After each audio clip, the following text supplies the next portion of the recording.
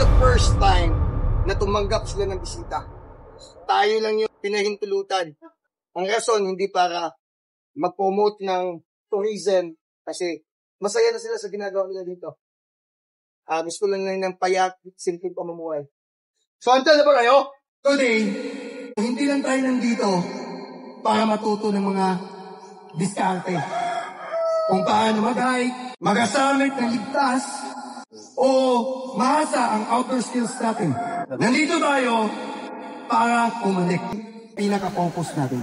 Ay may kanya-kanyang tinatawag na silent battle na kinakaharap. Sa loob ng dalang araw na ito, iiwan muna natin ang ingay ng modernong mundo. Sabay nating tuklasin ang katahimikan, ang ating pagkakaiba, at mga kwentong bumubuo sa kung sino tayo. Kalimutan muna natin yun. Sa paglalakbay na ito, mas maunawaan natin ang ating pinanggalingan. At mas maramdaman natin ang dahilan kung bakit tayo nandito. Nung unang panahon dito sa Zambales, may sarili silang lingwahe at hindi sila marunong magtagalog. Kilalanin natin ang tribo ng Zambales.